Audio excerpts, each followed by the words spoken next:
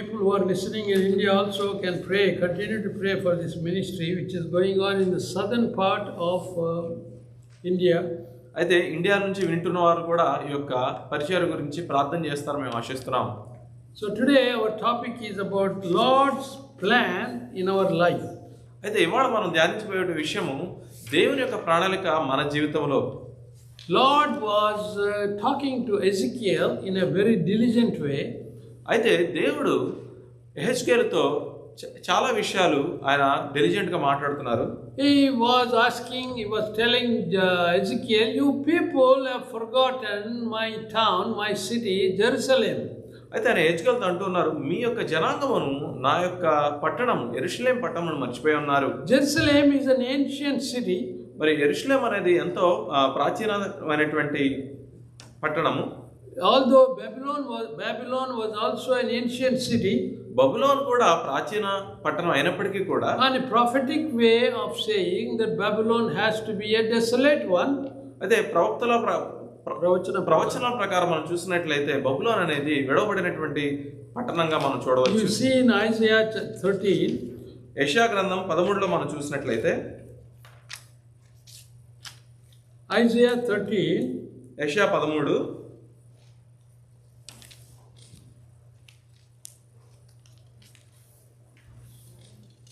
verses 19 onwards. 19వ వచనం నుంచి, And Babylon, the glory of kingdoms, the beauty of the Chaldees' excellency, shall be as when God overthrew Sodom and Gomorrah.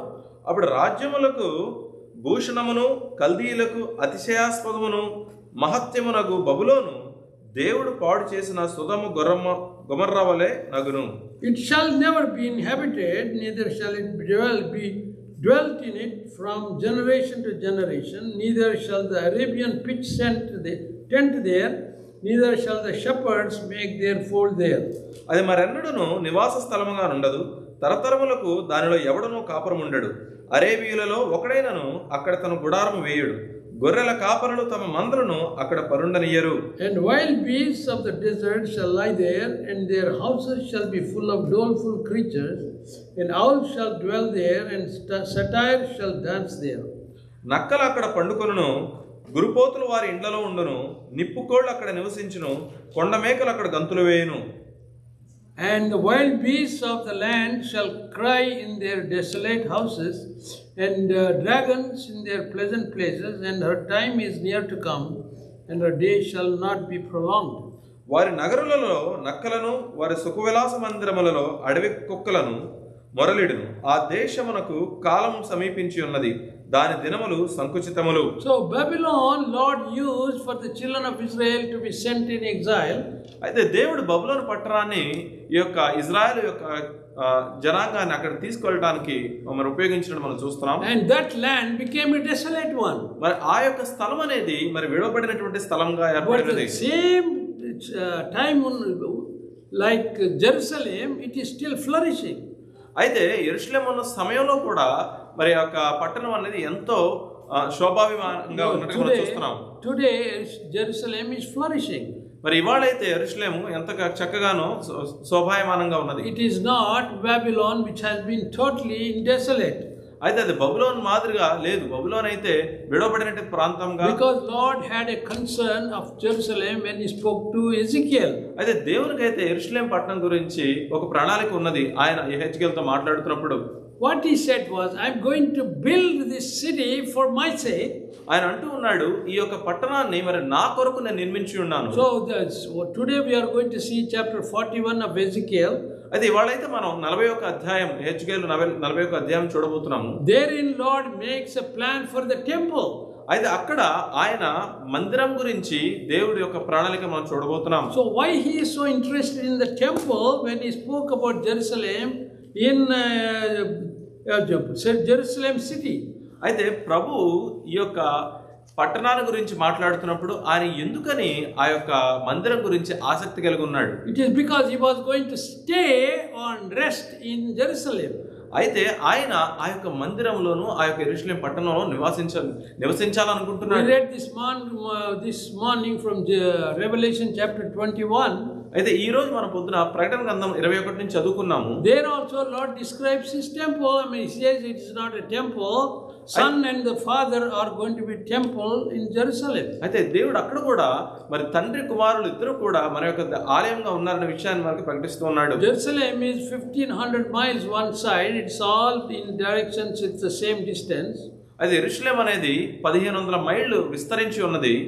ఒక వైపు పొడుగు ఎత్తు వైశాల్యము ఉన్నదిగా మనం చూస్తున్నాం. So what we Lord is planning is, whether it is Revelation or it is Ezekiel, he says I am going to build a temple for myself. అయితే దేవుడు అంటున్నాడు, అది ఒకవేళ ప్రకటన గ్రంథంలో అయినా కానీ ఎహెజ్కేల్లో కానీ చెప్పినట్టు విషయం మనం చూసినట్లయితే, నా యొక్క మందిరమును నేను నిర్మించబోతున్నాను. Because that's where he is going to dwell. అయితే ఎందుకంటే అక్కడ ఆయన నివాసం ఉండబోతున్నాడు. But there is a system he wants to establish in a temple. అయితే ఆయన ఒక పద్ధతిని ఆ యొక్క మందిరములో నిర్మించాలని అనుకుంటున్నాడు. Let's look in chapter 40 of Ezekiel. అయితే ఎహెజ్కేలు 40వ అధ్యాయాన్ని ఒకసారి చూసుకుందాం. Because I shared it before I went to India. నేను భారతదేశానికి వెళ్ళక మునుపు దాని గురించి మాట్లాడాను. Chapter 40 verse 1, in the 5 and 20th year of our captivity, in the beginning of the year, in the 10th day of the month, in the 14th year after the city was smitten, in the self same day the hand of the Lord was upon me and brought me thither. మనం చెరలోనికి వచ్చిన 25వ సంవత్సరం మొదటి నెల 10వ దినమున, అనగా పట్టణము కొల్లపోయిన 14వ సంవత్సరమున ఆ దినమునే యెహోవా హస్తము నా మీదకి రాగా ఆయన నన్ను పట్టణమునకు తోడుకొని పోయెను. In the visions of God brought he me into the land of Israel and set me upon a very high mountain, by which was as the frame of a city on the south. దేవుని దర్శవసుడనైన నన్ను ఇశ్రాయేలీయుల దేశములోనికి తోడుకొని వచ్చి మిగుల ఉన్నతమైన పర్వతం మీద ఉంచెను. దానిపైన దక్షిణ తట్టున పట్టణము వంటిది ఒకటి నాకు అగుపడెను. So number 1, he creates a city for himself.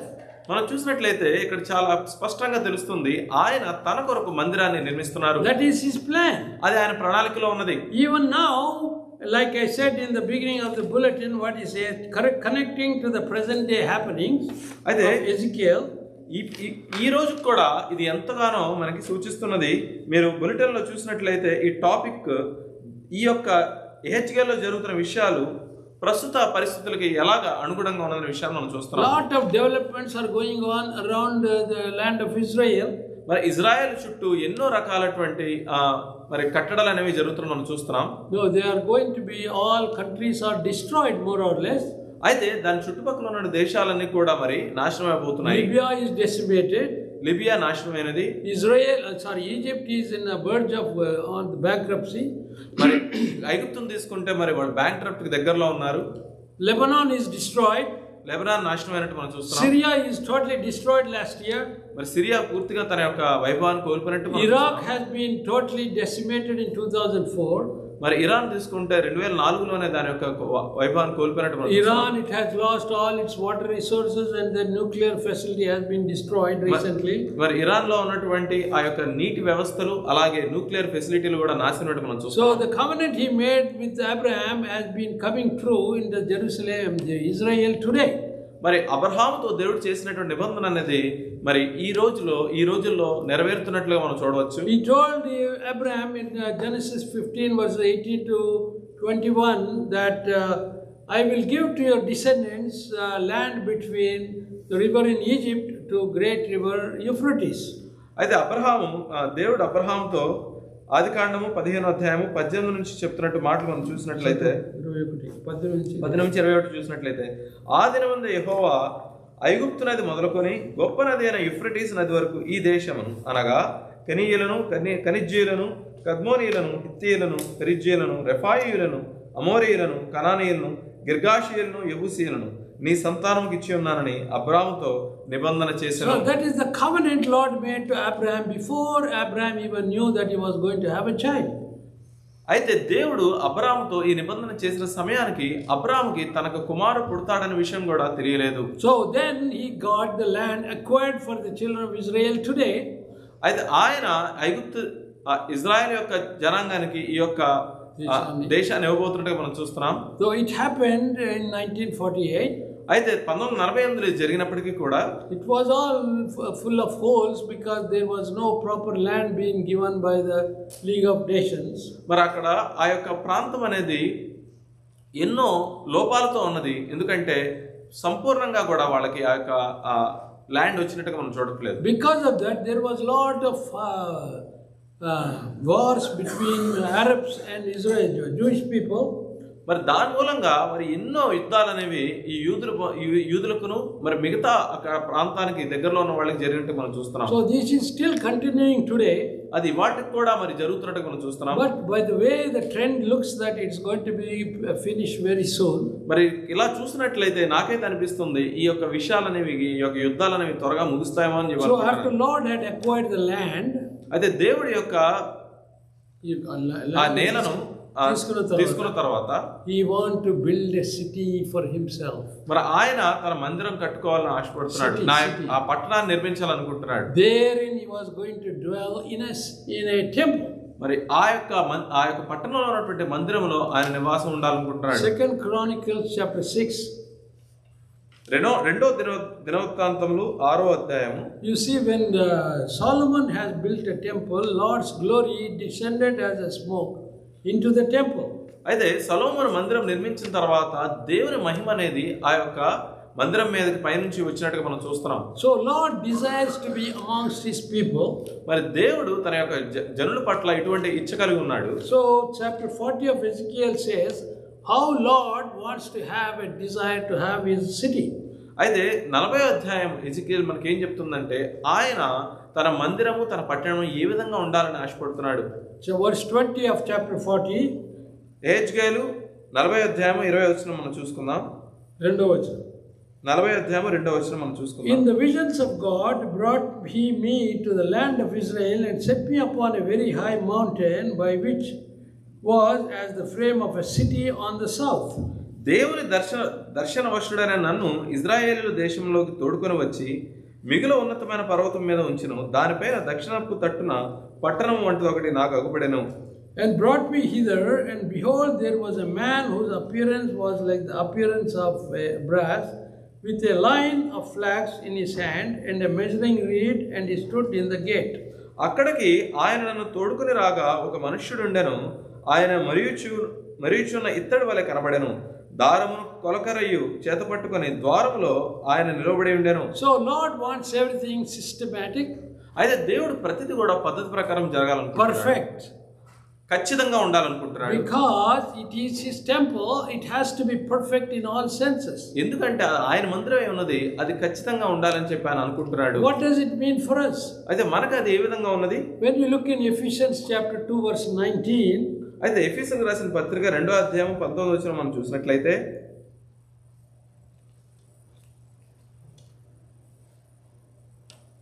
chapter 2 verse 19, 2:19 మనం చూసినట్లయితే కనుక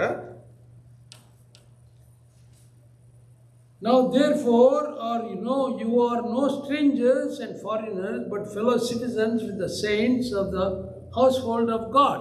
కాబట్టి మీరిక మీదట పరజనులను పరదేశులై ఉండక పరిశుద్ధులతో ఏక పట్టణస్థులను దేవుని ఇంటిన వారినై ఉన్నారు. So when the Lord builds his city, దేవుడు తన యొక్క పట్టణాన్ని నిర్మించినప్పుడు, when he builds his temple, ఆయన యొక్క మందిరాన్ని నిర్మించినప్పుడు, he as the members of the temple we have to be perfect in his sight. అయితే ఆ యొక్క మందిరపు వ్యక్తులుగా మనం ఎలా ఉండాలంటే ఆయన దృష్టికి సరైన వారుగా ఉండాలని ఆశపడుతున్నాడు. No more stranger. మనం పరవాసులం అయినప్పుడు కాముక. You have to know the Lord as your own savior. నీవు దేవుడిని నీ స్వకీయ రక్షకుడిగా నువ్వు తెలుసుకోవాల్సి ఉన్నది. And you are no more foreigner. అయితే నువ్వు ఎప్పటికీ కూడా పరవాసివి కావు. Your entrance into the temple is with a rightful attitude. నీవు ఆ మందిరంలో అడుగు పెట్టేటప్పుడు ఒక మంచి ఆలోచన కలిగి నువ్వు అడుగు పెడుతున్నావు. And we are all fellow citizens in this temple. అయితే ఆయన యొక్క మందిరంలో మనందరము కూడా నివాసులమై ఉన్నాం. In the household of God. We are called the household of God. అయితే మనందరం కూడా దేవుని మందిరంగా పిలువబడుతున్నాము. Why? And are built upon the foundation of the apostles and prophets, Jesus Christ himself being the chief cornerstone. క్రీస్తేసే ముఖ్యమైన మూలరాయి ఉండగా అపోస్తులను ప్రవక్తలను వేసిన పునాది మీద మీరు కట్టబడి ఉన్నారు. In whom all the building fitly framed together groweth up upon the holy temple in the Lord. ప్రతి కట్టడమును ఆయనలో చక్కగా అమర్చబడి ప్రభువునందు పరిశుద్ధమైన దేవాలయమగుటకు వృద్ధి పొందుచున్నది. So in Ezekiel chapter 40 you see a man with a reed and a flax. Ezekiel 40వ అధ్యాయంలో మీరు ఒక మనిషిని చూస్తారు. అతను కొలనూరు తన కొలకర్రయు నూలును పట్టుకొని ఉన్నాడు. So Lord says, perfection I expect from the temple which I am going to dwell in. అయితే దేవుడు అంటున్నాడు ఆ యొక్క మందిరానికి వచ్చి అది ఖచ్చితంగా ఉండాలని చెప్పి ఆయన ఉంటున్నాడు. We were maybe foreigners and strangers because he includes all of us into the temple. అయితే మనం పరవాసనమై ఉన్నాము, అయినప్పటికీ కూడా ఆయన మనల్ని ఆయన మందిరంలోకి ఆహ్వానిస్తున్నాడు. That is the first quality you have to understand being in his temple. అయితే నీకు దేవుని గురించి దేవుని యొక్క మందిరంలో అడుగు పెట్టాలంటే ఈ ముఖ్యమైనటువంటి విషయం నీలో ఉండాలి. So he brings a specialist to teach us that how to be perfect in his presence. అయితే దేవుడు ఒక స్పెషలిస్ట్ ని తీసుకొస్తున్నాడు మనం అడుగు పెట్టాలంటే ఏ విధంగా ఉండాలి విషయాన్ని మనకి బోధించేవాళ్ళని. That person knows how to set up a temple for our sake and God's sake. అయితే ఆ వ్యక్తికి మందిరాన్ని ఏ విధంగా నిర్మించాలనే విషయాన్ని ఆయనకు తెలుసు. Verse 4 of chapter 40 of Ezekiel. Ezekiel 40వ అధ్యాయం 4వ వచనం మనం చూసినట్లయితే, And the man said unto me, Son of man, behold the thin eyes, with thine eyes, and hear with thine ears, and set thine heart upon all that I have shewed thee. I shall show thee, for to the intent that I might shew them unto thee art thou brought hither. Declare all that thou seest to the house of Israel. ఆ మనుష్యుడు నాతో ఇట్లనెను, నరపుత్రుడా, నేను నీకు చూపుచున్న వాటినన్నిటినీ కన్నులారా చూచి చెవులారా విని మనసులో ఉంచుకొనుము. నేను వాటిని నీకు చూపుటకై నీ విచ్చటికి తేబడితివి. నీకు కనబడు వాటినన్నిటినీ ఇశ్రాయేలీయులకు తెలియజేయము. So Lord does not want to hide his temple from the world. He wants it to be shown even to the people of Israel. అయితే దేవుడు తన మందిరాన్ని దాచాలనుకోవట్లేదు, ఇజ్రాయేలుకి ఇతర జనాలకు కూడా అది చూపించాలనుకుంటున్నాడు. So now we'll see the order of the temple. అయితే మన దేవుని మందిరం యొక్క స్థితిని మనం గమనిద్దాం. Verse 5. 5వ వచనము, And behold, a wall on the outside of the house round about, and in the man's hand a measuring reed of 6 cubits long by the cubit and an hand breadth, and he measured the breadth of the building 1 reed and the height 1 reed. నేను చూడగా నలుదిశల మందిరము చుట్టూ ప్రాకారం ఉండెను, మరియు ఆ మనుష్యుని చేతిలో 6 మూరల కొలకరై ఉండెను, ప్రతి మూరెడు బెత్తెడు నిడివి గలది. ఆయన ఆ కట్టడమును కొలువుగా దాని వెడల్పును దాని ఎత్తును బారునర తేలెను. So it's a temple has an outer wall. అయితే ఈ మందిరానికి బయట ఉన్నటువంటి ఆ యొక్క గోడను మనం చూడొచ్చు. To give a significance that this is a temple of God. అయితే అది దేవుని యొక్క మందిరాన్ని సూచిస్తున్నది. Because when people approach, when Jeremiah was speaking, he always spoke from the steps of the temple to the people.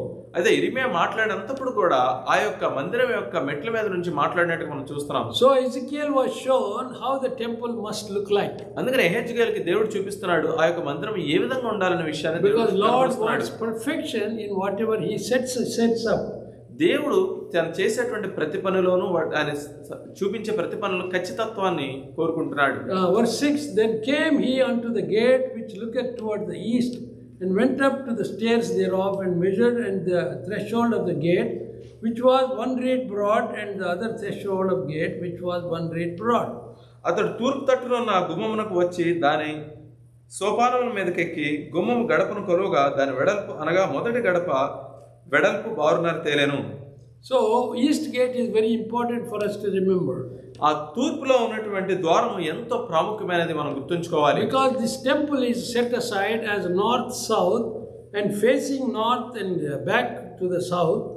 అయితే ఈ యొక్క మందిరం అనేది తూర్పుకి పడమరకి అలాగే ఉత్తరానికి దక్షిణానికి వైపు కూడా నిర్మించినట్టుగా మనం చూస్తున్నాం. So east gate is very important for us to remember. అయితే తూర్పు ద్వారం అనేది మనం ఎంతో ప్రాముఖ్యమైనది మనం గుర్తుంచుకోవాలి. On the west side there is no gate. ఆ పడమటి దిక్కున మరి ద్వారం లేకుండా ఉన్నది. Because it is adjacent to the sea. అయితే అది సముద్రానికి పక్కగా ఉన్నది కనుక అటు సైడ్ అటువైపున ద్వారం లేకుండెను. And his throne was set up on the west side of the east gate. అయితే ఆయన యొక్క సింహాసనం అయితే ఆ తూర్పు ద్వారం దగ్గరలో ఉన్నటువంటి తూర్పు ద్వారానికి పడమటి దిక్కున. తూర్పు ద్వారానికి పడమటి దిక్కున ఉన్నది. So why it is so important for us to know the direction of the temple? అయితే ఈ యొక్క మందిరానికి ఉన్నటువంటి ఆ దిక్కులు తెలుసుకోవాల్సిన అవసరం ఏమున్నది మనకి? Because east gate is where Lord is going to show his wrath going up outside of that gate. ఎందుకంటే ఆ యొక్క తూర్పు గుమ్మము నుంచి కూడా దేవుని ఉగ్రత అనేది ఆయన చూపించబోతున్నాడు అనే విషయాన్ని మనం తెలుసుకోవాలి. If you look at the east gate of the present day of the existing temple, అయితే మీరు తూర్పు ద్వారం ఇప్పుడున్నటువంటి మందిరానికి తూర్పు ద్వారం నుంచి మీరు చూసినట్లయితే all are heathen countries. అవన్నీ కూడా అన్యజనులైనటువంటి దేశాలుగా ఉంటున్నాయి. Currently the door has been closed. అయితే ఇప్పుడైతే ఆ ద్వారం మూసివేయబడి ఉన్నది. So when the Lord showed vision to Ezekiel, అయితే దేవుడు ఎహెజ్కేలుకి ఆ దర్శనం ఇచ్చినప్పుడు he says that this is what my temple would look like.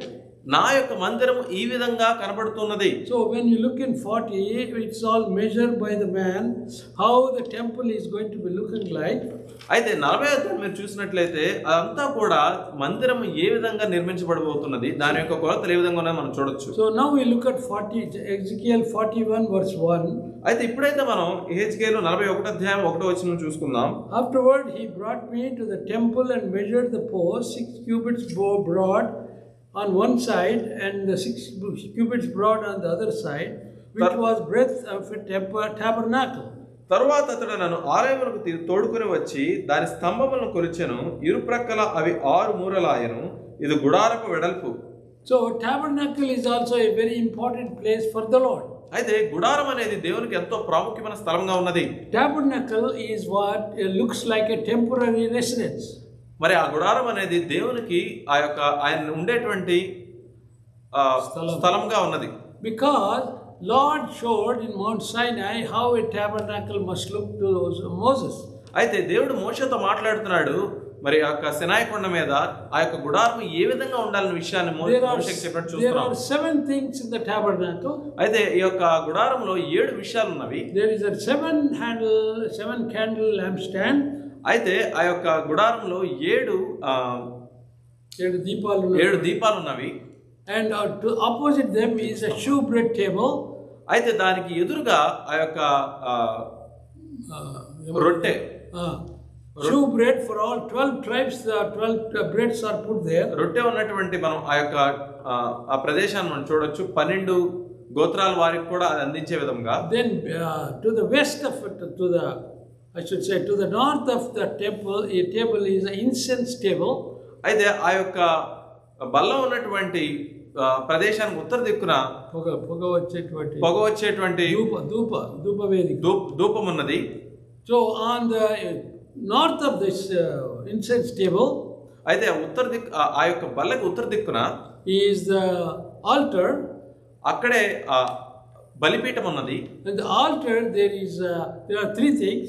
మరి బలిపీఠం దగ్గర 3 విషయాలు మనం చూడొచ్చు. Aaron's rod, అహరోన్ సంబంధించిన కర్ర, అహరోన్ కర్ర.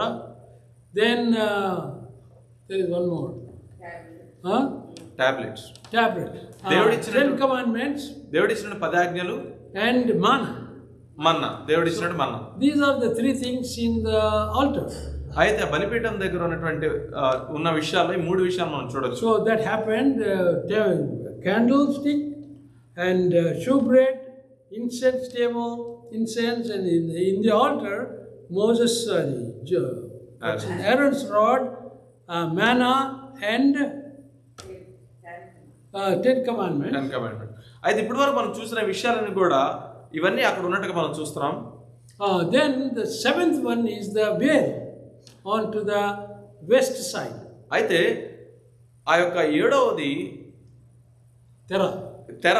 7వది వెస్ట్ అంటే పడమటి దిక్కున ఉన్నటువంటి తెరగా మనం చూడొచ్చు. So why when Christ was crucified, మరి ప్రభు ఆయన శిలువ మీద వేలాడుతున్నప్పుడు, when he died, the veil torn asunder into 2 parts. అయితే ప్రభు ఆ యొక్క శిలువ మీద మరణించినప్పుడు ఆ యొక్క తెర పైనుంచి చిరిగినట్టుగా మనం చూస్తున్నాం. Lampstand is very important. అయితే ఆ యొక్క దీపస్తంభం అనేది ఎంతో ప్రాముఖ్యమైనది. Shewbread is very important. ఆ రొట్టె అనేది ఎంతో ముఖ్యమైనది. Incense is very important. ధూపం అనేది ఎంతో ముఖ్యమైనది. Moses' rod is very important. అహరోను యొక్క కర్ర అనేది ఎంతో ప్రాముఖ్యమైనది. Manna is very important. మన్నా కూడా ప్రాముఖ్యమైనది. And the 10 commandments are very important. 10 ఆజ్ఞలు కూడా ఎంతో ప్రాముఖ్యమైనవి. But the veil was torn asunder. మరి ఆ యొక్క తెర అయితే మాత్రం రెండుగా చీలినట్టుగా మనం చూస్తాం. That will give us access to the Holy of Holies through the death of the Lord Jesus Christ. ఆ యొక్క తెర చిరగడం ద్వారా ఆ యొక్క పరిశుద్ధ ప్రదేశంలో మరి అత్యంత పరిశుద్ధమైన ప్రదేశంలోకి మనకి అవకాశం దొరికింది. Chapter 41 verse 4 of Ezekiel. 41వ అధ్యాయం 4వ వచనం మనం చూసినట్లయితే Ezekiel, So he measured the length thereof 20 cubits and breadth 20 cubits before the temple, and he said unto me, This is the most holy place. ఇది అతి పరిశుద్ధ స్థలం అని చెప్పి దాని నిడువను కొలవగా 20 మూరలను ఆలయమునకు దానికి మధ్య వెడల్పు 20 మూరలు ఆయను. So whether it was time of Moses, అది మోషే సమయమైనా గాని, or whether it is the time of Ezekiel, Ezekiel సమయమైనా గాని, or whether it is the time of Jesus Christ, అది యేసుక్రీస్తు వారి సమయమైనా గాని, temple always had a holy of the holy places. అయితే ఆ యొక్క మందిరంలో అతి పరిశుద్ధ స్థలం అనేది ఉన్నట్లుగా మనం చూస్తున్నాం. So in the temple there are various divisions. అయితే ఈ యొక్క మందిరంలో అనేక విభాగాలు ఉన్నవి. There is a altar, sacrificing tables on both sides. అయితే అర్పణలు ఇచ్చేటువంటి బల్లలు ఆ రెండు వైపులా ఉన్నట్టుగా మనం చూస్తున్నాము. But we don't need it now because Christ has already done his sacrifice once and for all. అయితే ఇప్పుడైతే మనకు ఆ బలిపీఠం ఇవన్నీ అవసరం లేదు, ఎందుకంటే అన్నిటికీ ఒక్కసారిగా ప్రభు మన కొరకు తన ప్రాణం నర్పించారు. There are rooms for high priest to sit. అయితే ఆ యొక్క ముఖ్య ప్రధాన యాజకుడు కూర్చోవడానికి కూడా ప్రదేశం ఉన్నట్టుగా మనం చూస్తున్నాం. So outer wall we have defined before. బయట ఉన్నటువంటి గోడని మనం ముందుగా చూసి ఉన్నాం. If you see, there are pomegranates and also cherubs carved on the outside wall.